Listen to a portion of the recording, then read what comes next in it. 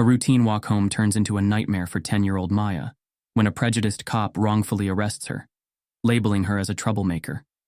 But what he doesn't know is that Maya's mom is a fearless FBI agent, and she's about to show him the true meaning of justice. This is a gripping tale of courage, love, and the power of standing up for what's right. Before we deep dive into this interesting story, tell us, where are you watching from? Share in the comments below. The warm afternoon sun cast a golden hue over the quiet suburban streets as 10-year-old Maya Johnson walked home from the park. The neighborhood was peaceful, lined with picket fences and neat rows of blooming flowers. Maya hummed softly to herself, her school backpack bouncing lightly on her shoulders as she clutched a well-worn science book to her chest. It was her favorite book, one she carried everywhere, filled with colorful illustrations of the solar system and fascinating facts about space. Her steps slowed as she noticed a small puppy hesitating at the edge of the sidewalk, its floppy ears twitching nervously. Maya's heart melted. Setting her book down on a nearby bench, she crouched low and extended her hand. "Hey there, little one," she said gently, her soft brown eyes sparkling with kindness. The puppy wagged its tail tentatively before scampering across the street, safe from oncoming traffic.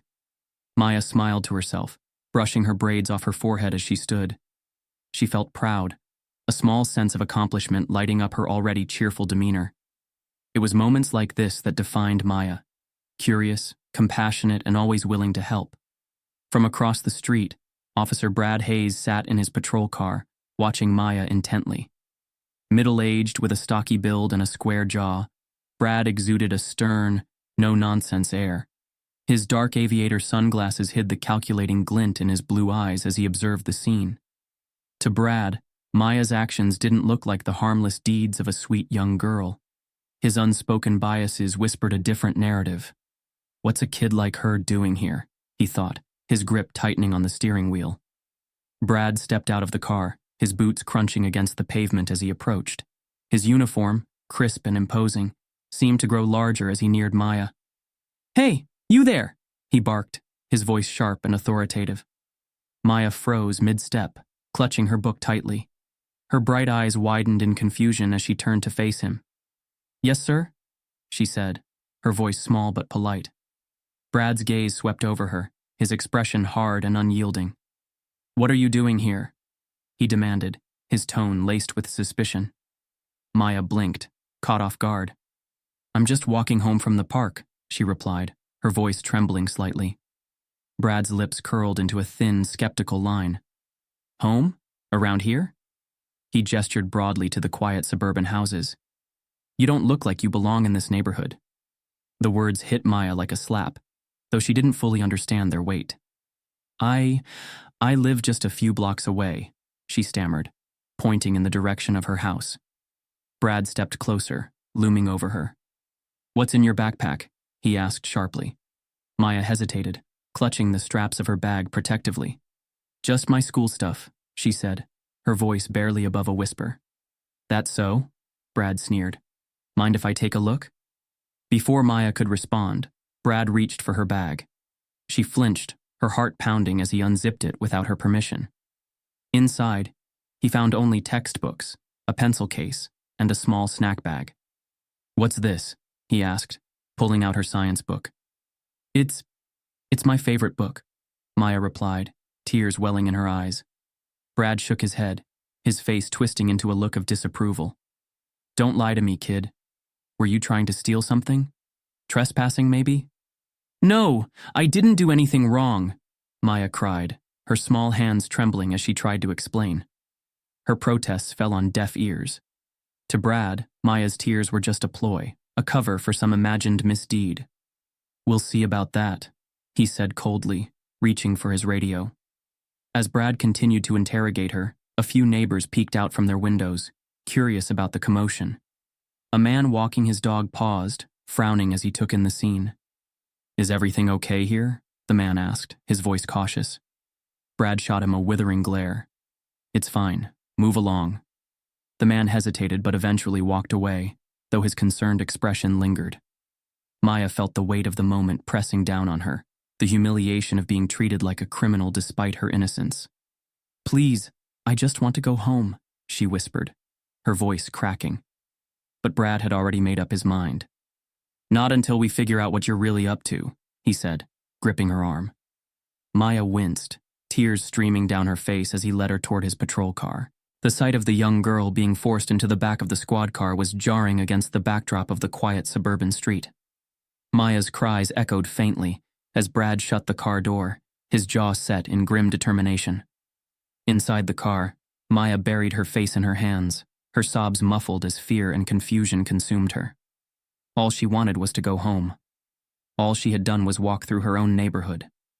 The scene was set for an unfolding storm, one that would soon shatter Brad's misplaced confidence and reveal the strength behind Maya's small, trembling frame. The morning sun streamed through the kitchen windows of the Johnson home, casting warm golden light over the breakfast table. Maya sat on a stool, swinging her legs as she devoured a plate of pancakes. Her curly braids bounced with every enthusiastic bite, and her science book lay open beside her, waiting for the day's adventure. Across the counter, Lisa Johnson, Maya's mother, sipped her coffee while packing her daughter's lunch. Dressed in a sharp black blazer over a crisp white blouse, Lisa's every movement carried the precision and confidence of someone accustomed to high-stakes situations.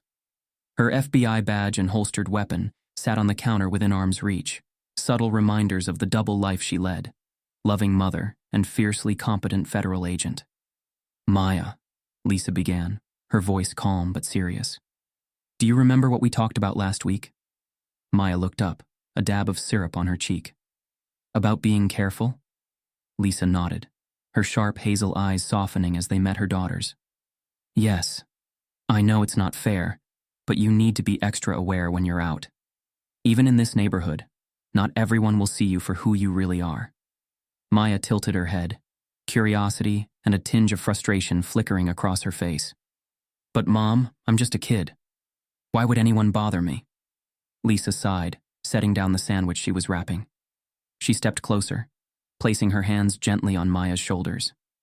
Because some people don't see a bright, kind little girl. They see what they've been taught to see. Something that doesn't match their idea of what belongs. Maya frowned, her young mind grappling with concepts far too heavy for her age. Like when that lady followed us in the store last month? She asked hesitantly. Lisa's jaw tightened at the memory. Exactly like that, she said. That's why I need you to trust your instincts. If something feels wrong, don't try to handle it on your own. Call me, okay? Maya nodded, her small hand reaching up to touch the phone tucked into the front pocket of her backpack. I'll call you, I promise. Lisa smiled, but her mind lingered on her own experiences. From her early days as a field agent to her encounters with subtle and overt prejudice, she had spent her life navigating spaces that weren't always welcoming.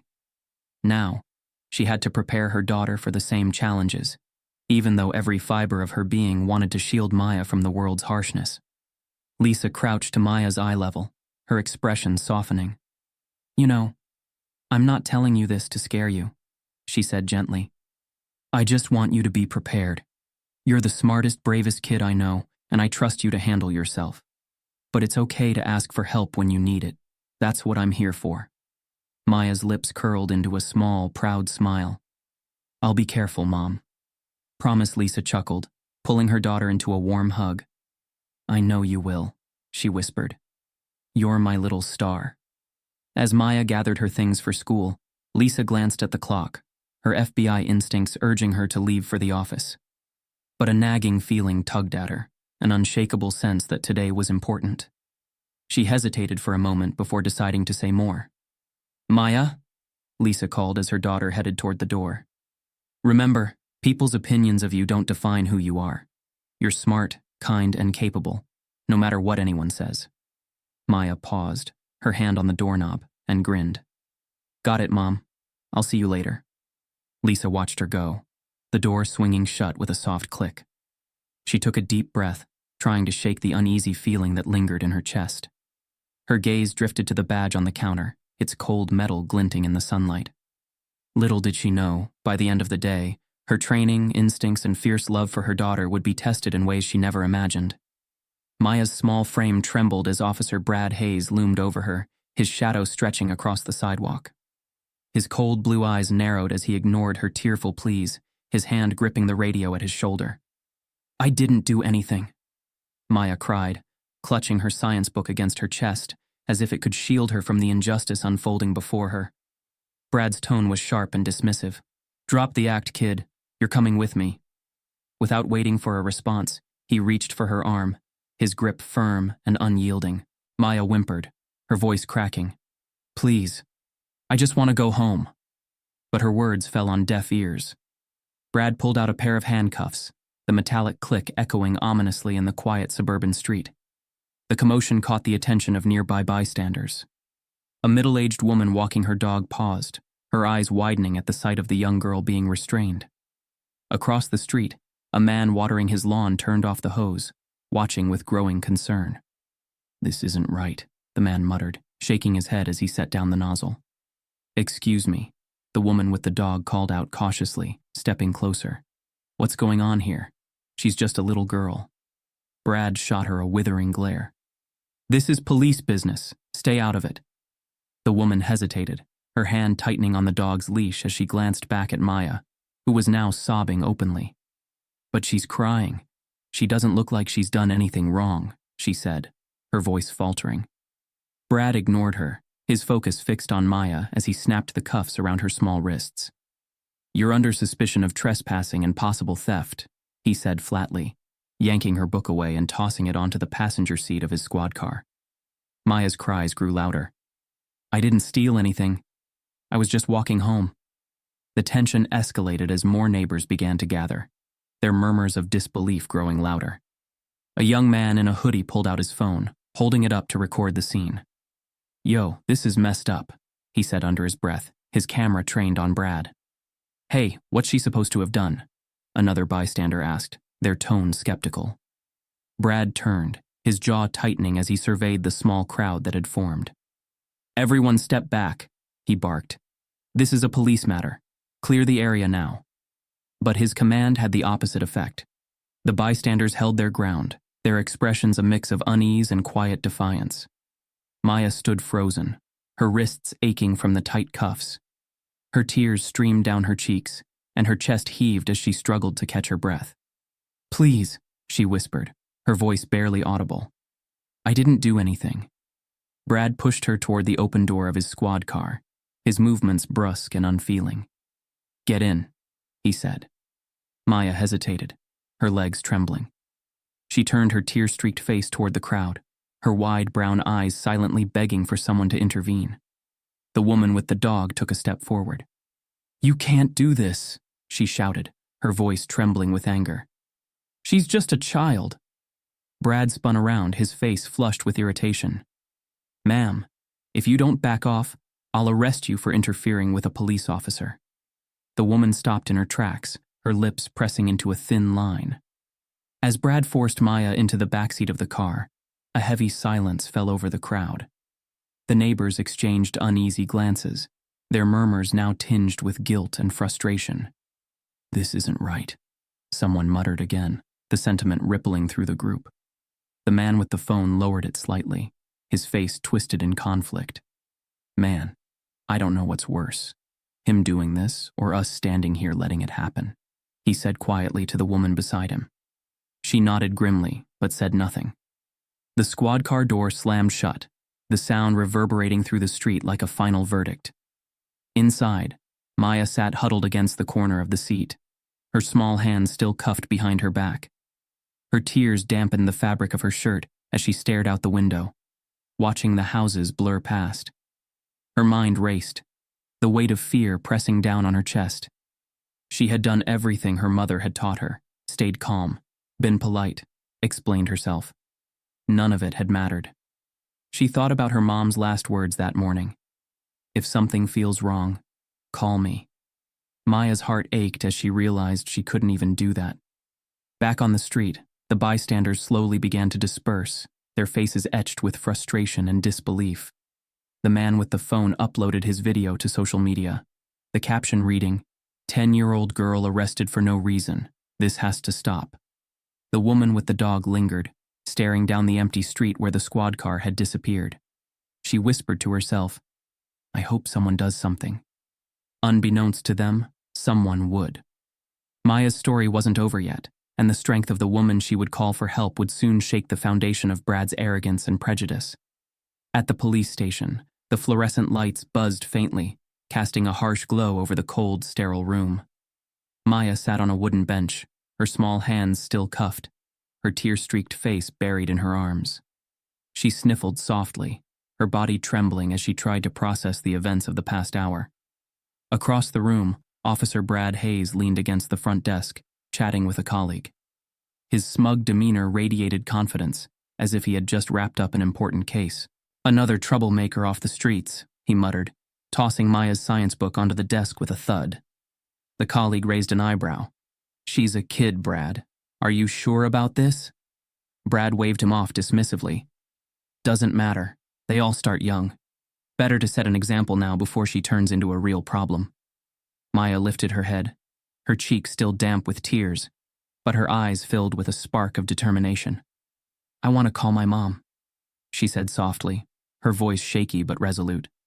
Brad smirked, crossing his arms. "Oh, your mom? And what's she gonna do, kid?" he said, his tone dripping with condescension. Maya clenched her fists, her small frame straightening as she met his gaze. "She's going to help me. You'll see," she said firmly. Brad sighed, clearly uninterested in her defiance. "Fine," he said, waving her toward the desk. "Go ahead and call her. But don't expect her to get you out of this mess." Maya's fingers trembled as she dialed the familiar number, the faint beeping of the phone filling the tense silence. She pressed the receiver to her ear, her breath hitching as the line clicked. "Lisa Johnson," came the calm, focused voice on the other end. "Mom," Maya stammered, her voice breaking. The floodgates opened as she began to sob. "Mom, I'm at the police station. A cop. He arrested me. I didn't do anything, I swear." On the other end of the line, Lisa froze. She had been seated at her desk, reviewing a thick case file, but Maya's words sent her into full alert. She set down her pen, her FBI instincts kicking in instantly. "Slow down, sweetheart," Lisa said, her voice soft but edged with steel. "Tell me exactly what happened." Maya hiccuped between sobs, recounting the story as best as she could. Lisa listened intently, her hand gripping the edge of the desk. With every word, her expression darkened, her calm demeanor shifting into icy determination. "Are you okay?" Lisa asked when Maya finished, her voice laced with concern. I think so," Maya said, her voice small. "But I'm scared, Mom." Lisa's jaw tightened. "I need you to stay strong for me, okay? I'm coming to get you." Her tone was steady, but beneath it lay a quiet fury that could shake mountains. "Okay," Maya whispered, her voice trembling but more assured now. Lisa's eyes darted to the clock on her desk. "I'll be there soon. Don't say anything else to anyone. Just sit tight." "Okay, Mom, please hurry," Maya said, clutching the phone tightly. As the call ended, Lisa stood, slipping into her blazer with practiced efficiency. Her badge and gun sat ready on the counter, gleaming under the office lights. She grabbed them without hesitation, her movements sharp and purposeful. Her mind raced, replaying Maya's words. The image of her daughter, handcuffed and terrified, fueled her resolve. Lisa's instincts told her this wasn't just an isolated act of ignorance. It was a deliberate misuse of authority. And she wasn't about to let it slide. In the station, Maya handed the phone back to Brad, her small hands shaking but her chin held high. Brad smirked, clearly unimpressed. "Well, did Mommy say she's coming to save you?" he sneered. Maya didn't respond, but the fire in her eyes was unmistakable. She knew her mom was on her way, and she knew things were about to change. Brad returned to his paperwork, still smug, still dismissive. But he didn't know what was coming. Lisa Johnson was no ordinary mother. The station buzzed with the low hum of ringing phones and shuffling papers as officers moved through their routine. Officer Brad Hayes leaned back in his chair, a smug smirk plastered across his face as he recounted Maya's arrest to a disinterested colleague. He made a show of it, exaggerating her supposed resistance and adding details that painted her as a troublemaker. "She'll learn," Brad muttered, glancing toward the bench where Maya sat quietly, her small frame hunched in on itself. The sharp click of heels against the tiled floor silenced the room. The front door swung open, and in strode Lisa Johnson. Lisa's entrance was like a thunderclap. Dressed in a fitted black suit with her badge clipped to her belt, she exuded an air of authority that demanded immediate attention. Her sharp hazel eyes scanned the room, locking onto Brad with a precision that made him instinctively sit up straighter. Her voice was calm, but it carried an edge that cut through the room like a blade. "I'm Special Agent Lisa Johnson, FBI. Where is my daughter?" Brad blinked, his smirk faltering for the first time. "You're what?" Lisa stepped forward, her movements deliberate, and her FBI badge caught the light as she flashed it for all to see. The other officers in the precinct exchanged uneasy glances, the weight of her authority settling over them. Brad cleared his throat, trying to regain his composure. "You must be mistaken. This isn't an FBI matter. Your daughter," Lisa cut him off with a sharp glare. "Where is she?" she repeated, her tone icy. Brad gestured toward the bench where Maya sat, her tear-streaked face lighting up at the sight of her mother. "She's right there," he said, trying to sound casual. Lisa's gaze softened briefly as she spotted Maya, but her expression hardened again as she turned back to Brad. "Why is my daughter in handcuffs?" she demanded, her voice rising slightly. Brad shrugged, his confidence returning in a flicker. "She was trespassing, possibly stealing. We're still investigating." Lisa's jaw tightened as she stepped closer, her voice dropping to a dangerous calm. "Stealing? From where exactly? And what evidence do you have to support that claim?" Brad opened his mouth to respond, but Lisa pressed on, her words sharp and precise. "Because from what I've gathered, you handcuffed a 10-year-old girl with no proof, no probable cause, and no respect for basic human decency." The room fell silent. Officers who had been typing reports or answering calls now watched the exchange with rapt attention. Brad shifted uncomfortably in his seat. "Look, ma'am, Agent Johnson," he stammered. "We received a report about suspicious activity. I was just doing my job." Lisa's eyebrows shot up.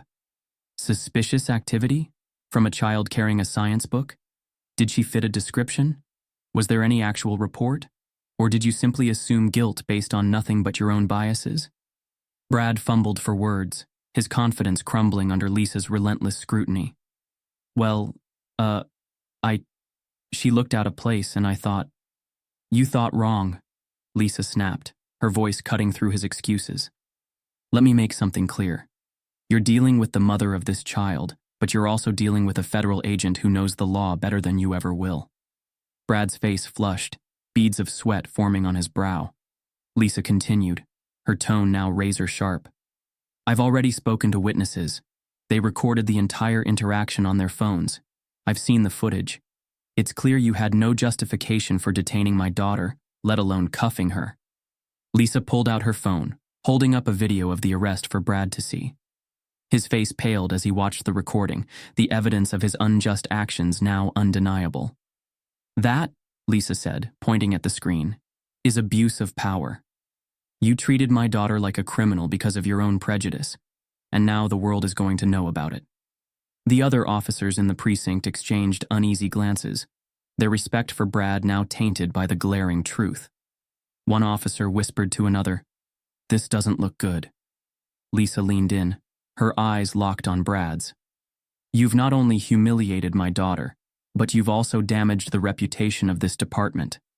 I'll be filing a formal complaint with Internal Affairs, and you can bet I'll make sure there are consequences." Brad opened his mouth to protest, but no words came out. He looked around the room for support, but none of his colleagues met his gaze. Lisa turned to Maya, her expression softening as she approached.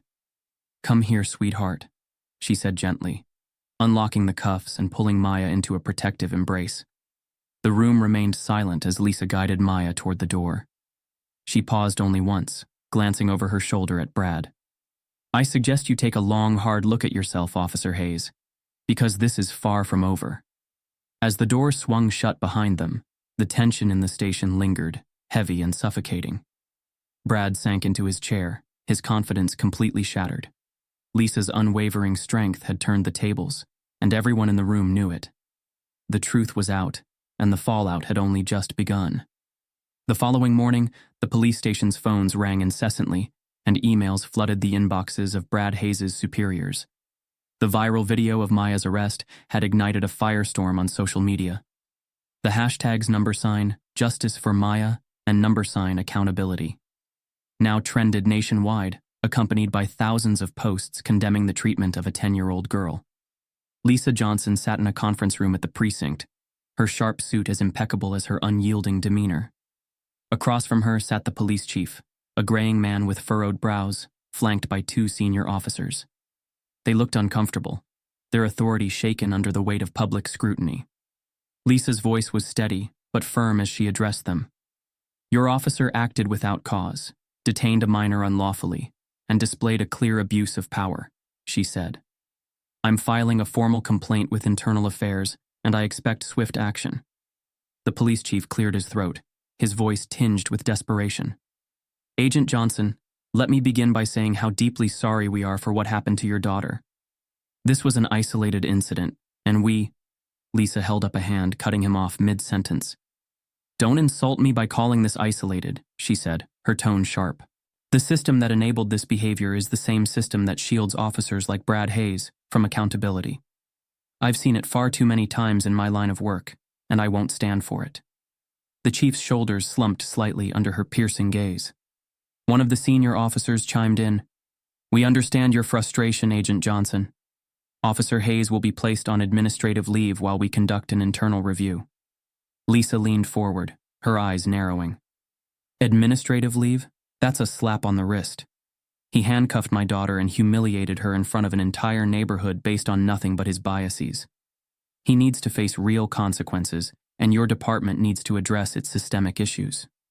Outside the station, protesters had begun to gather, holding signs demanding justice for Maya and accountability within the police force. Local news crews captured footage of the growing crowd, amplifying the story further. Social media posts dissected every second of the viral video, with many users praising Lisa for standing her ground. "This isn't just about Maya," one post read. "This is about every child who's ever been wrongfully targeted. It's time for change." Within hours, national media outlets picked up the story. Commentators debated the role of implicit bias in law enforcement, and Maya's name became a symbol of resilience in the face of injustice. The pressure was too much for the department to ignore. Later that day, the police chief released a public statement, apologizing directly to Maya and her family. "We deeply regret the actions of Officer Hayes and are committed to ensuring this never happens again," he said, his tone somber. Behind closed doors, however, Lisa refused to let them off the hook. She pushed for a thorough investigation, insisting that the department implement mandatory bias training and establish clearer protocols for handling minor suspects. "I don't want promises," she said firmly during the meeting. "I want actionable change. You have a responsibility to the people you serve, and that includes my daughter." While Lisa fought for systemic reform, Maya found her own voice. During a press conference organized by a local advocacy group, Maya stood beside her mother, clutching Lisa's hand for support. Dressed in a simple dress with her braids neatly tied back, Maya addressed the crowd, her voice small but unwavering. "I was scared," she admitted, her eyes glancing down before meeting the audience's gaze. "But my mom always tells me to stand up for what's right. What happened to me wasn't right, and I don't want it to happen to anyone else." The crowd erupted into applause, their cheers a mixture of support and admiration. Lisa knelt beside Maya, hugging her tightly as reporters captured the emotional moment. Brad Hayes' career unraveled quickly. The internal review exposed a pattern of misconduct, and under mounting pressure, the department terminated his employment. The public outcry led to broader reforms, including independent oversight committees and new training initiatives aimed at combating bias. Lisa, while proud of the progress, remained focused on the bigger picture. She continued to advocate for justice, using Maya's experience as a catalyst for change. As the dust began to settle, Lisa and Maya found a moment of peace at home. Maya curled up on the couch with her science book, her quiet resilience shining through once again.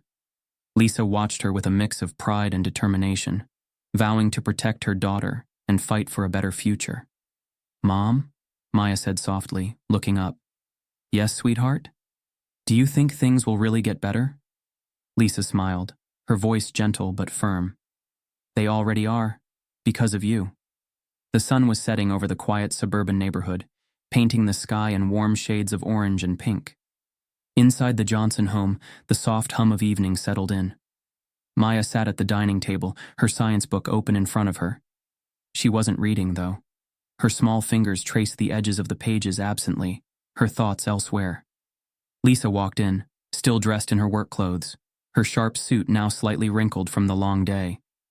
She carried 2 mugs of hot cocoa, setting one down in front of Maya.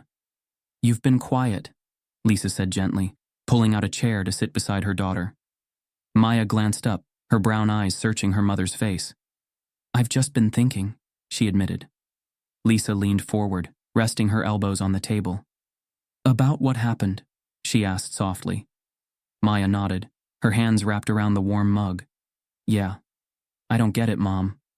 Why did that officer think I was bad? I didn't do anything wrong." Lisa sighed, her heart aching at the innocence in Maya's voice. "You didn't, sweetheart, and that's the hardest part. Sometimes people make decisions based on fear or prejudice instead of truth. It's wrong, and it's unfair, but it's why we have to stand up for what's right." Maya tilted her head, her young mind grappling with the complexity of her mother's words. "You mean like how you stood up for me at the police station?" Lisa smiled, her pride for Maya shining through. "Exactly like that. But you stood up for yourself too, Maya. You told the truth, even when it was hard. That takes a lot of courage." The events of the past few days had sparked a ripple effect throughout the town. Under the glare of public scrutiny, the police department had announced Officer Brad Hayes' suspension, pending a full investigation. Community leaders, inspired by Lisa's unwavering determination, had begun organizing forums to discuss bias and accountability in law enforcement. Local news outlets covered the reforms, while Maya's story became a symbol of resilience and the importance of speaking out against injustice. Social media was flooded with messages of support, many praising Lisa and Maya for their strength. "I saw in the news that people are trying to change things now," Maya said, her voice tinged with hope. "Does that mean it won't happen again?" Lisa hesitated, her eyes meeting her daughter's. "I wish I could promise that, but I can't," she said honestly.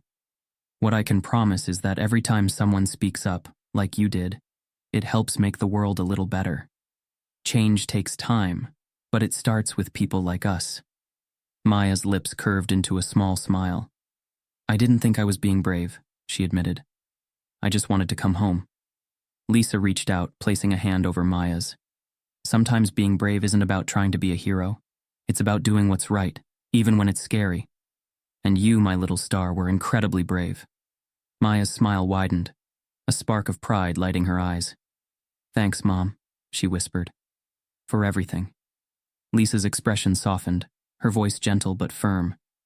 "It's my job to protect you, Maya, but it's also my job to teach you how to protect yourself and others. Because your voice is powerful, and your kindness can change the world." As the night wore on, the two of them talked about everything: science, school, and the future. Maya's laughter rang out, a welcome sound that filled the house with warmth. Later, as they stepped outside for a walk, the cool evening air wrapped around them. Lisa held Maya's hand tightly, their steps falling into an easy rhythm. The streets, once the scene of Maya's fear and confusion, now seemed quieter, calmer. Lisa glanced down at her daughter, her heart swelling with pride. Despite the hardships, Maya's spirit remained unbroken, her resilience a testament to the strength Lisa had always known was within her. As they neared the park, Maya looked up at the sky, her gaze fixed on the twinkling stars.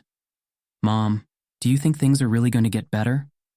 Lisa followed her gaze, her lips curling into a small, hopeful smile. "They already are," she said, squeezing Maya's hand. "And they'll keep getting better, as long as we don't stop fighting for what's right." Together they walked on, their silhouettes framed by the glow of the streetlights. It wasn't just a walk, it was a journey. A step toward a better future, one where children like Maya could walk freely without fear, where love and resilience triumphed over ignorance and hate. The world hadn't changed overnight, But for Lisa and Maya, this moment symbolized the strength they shared and the hope they carried forward. And that was more powerful than any injustice. If this story moved you, share it to raise awareness about the importance of standing up against injustice and advocating for change. Let Maya's courage and Lisa's determination inspire us to challenge prejudice and create a fairer world. Join the conversation, spread the message, and be a part of the movement for accountability and equality. Because every voice matters.